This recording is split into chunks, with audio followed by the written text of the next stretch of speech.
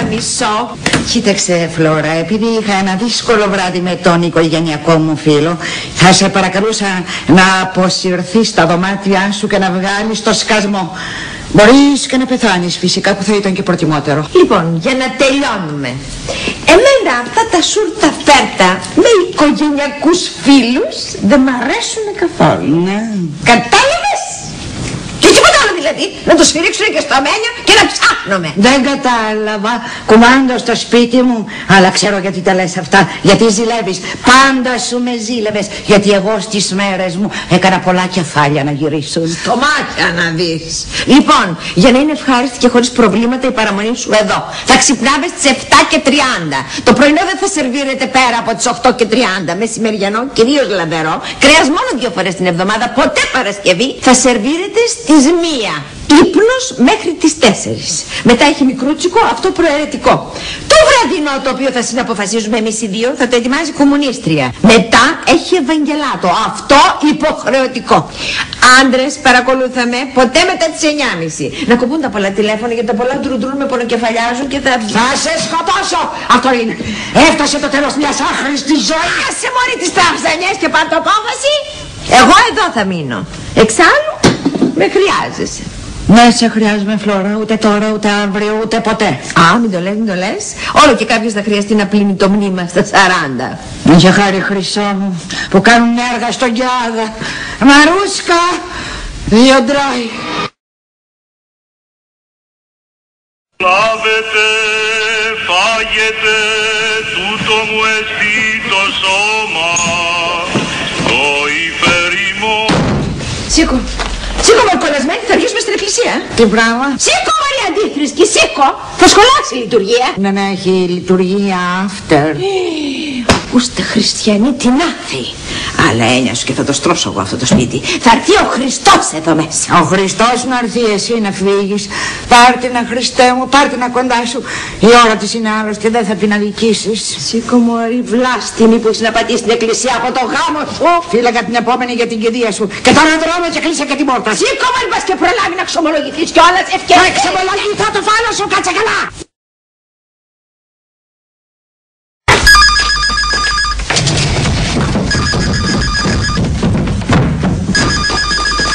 Ναι. Ναι, ρε Πουπού. Για σένα είναι. Μια άγνωστη αντρική φωνή. Ναι. Έλα, τι γίνεται με αυτήν? Με έχει τρελάνει, αγόρι μου, με έχει τρελάνει. Με έσυρε πρωινιάτικα στην εκκλησία.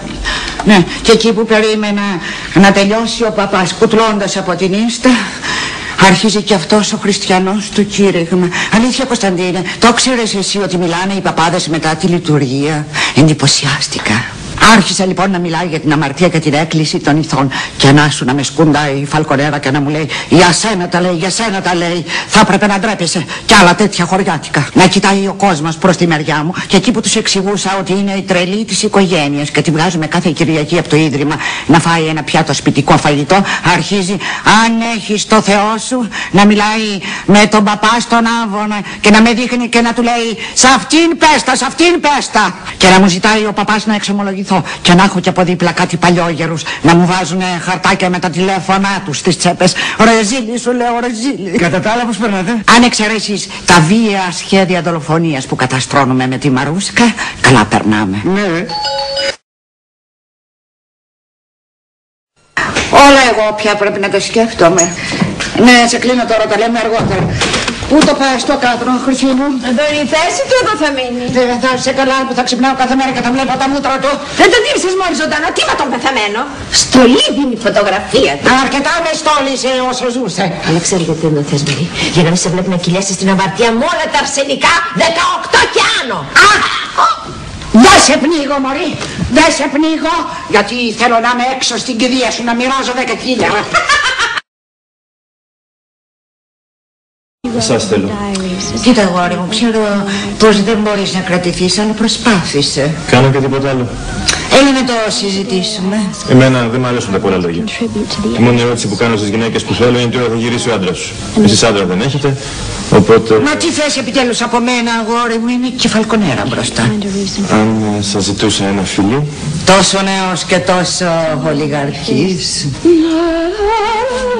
Φλερός, Να σου εξηγήσω. Δεν είναι αυτό που νομίζεις. Όταν τελειώσετε σβήστε και τα φώτα. Ελάτε τώρα, χαλαρώστε. Ας το διάλογο κι εσύ! Δεν μου πεις να χαλαρώσω. Νόμιζε πως θα με κοροϊδέψει το πτώμα.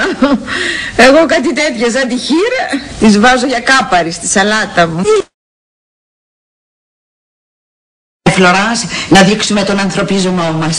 Ο Μάνος από εδώ είναι ανιψιός της Νινέτας και ξεκίνησε πριν από 2 ώρες την απεξάρτησή του από τα ναρκωτικά. Βρήκε μέρος να απεξαρτηθεί. Δυστυχισμένο παιδί Φλωράνς, από διαλυμένη οικογένεια, έτρεχε στις καφετέρειες και πίνε καφέδες, κατέληξε Στην κοκαίνο, ηρωίνη, χάπια. στην αρχή για να πληρώσει τη δόση του έγινε μοδότης. Μετά πήγε σε τράπεζα σπέρματος, γι' αυτό έχει μείνει μισό. Και μετά έγινε τσαντάκια. Δεν έβγαινε τίποτα. Δεν έβγαινε τίποτα, μετά έκλεβε παιδιά του δημοτικού, έκλεβε εκκλησίες. Ούτε εκεί. Ούτε εκεί. Ούτε εκεί. Μετά πουλεγε για ένα διάστημα το κορμί του με αγγελίες στις εφημερίδες. Εκεί θα έβγαλε. Μα, έχει πέσει, μην νομίζεις. Μετά πούλησε το ένα του νεφρό και μετά τον συλλάβανε οι μπάτσοι να κοιμάται μέσα σε μια φυτεία. Και τι τους πήρες που κοιμόταν το παιδί? Σε χασισοφυτεία κοιμότανε Φλωράνς.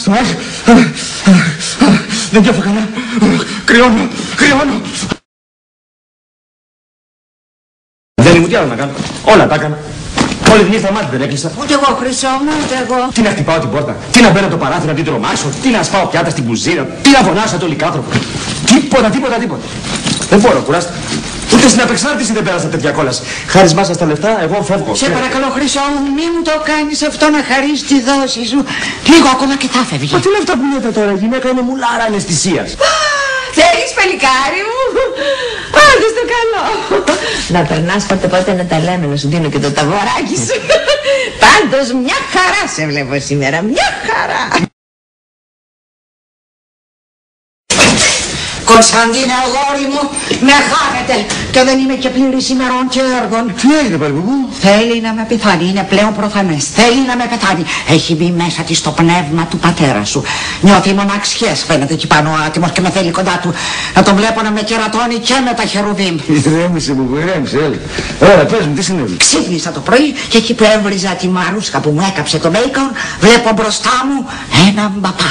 Φτιστός αυτός που έχει μύθει. Πώς λέγεται? Α, ναι, ο Ρασπούτιν. Φωνάζω. Από τις φωνές τρομάζει η μαρούσκα, της πέφτει το τηγάνι στα πόδια. Γίναμε 2 οι τρολές που φωνάζαμε. Τα παίρνει και ο παπάς αρχίζει να φωνάζει και αυτός. Κατεβαίνει να μη στα πολυλογεί. Τα πολυλογείς όμως που τα πολυλογείς. Κατεβαίνει που λες η Φαλκονέρα και εκεί που έχουμε μείνει και οι 3 κάγκελο, ο Ρασπούτιν, η μαρούσκα και εγώ, τι την ακούω να λέει?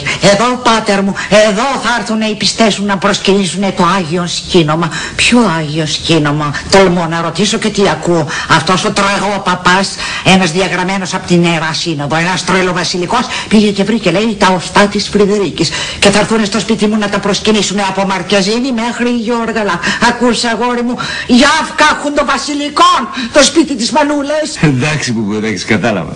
Θα έρθουν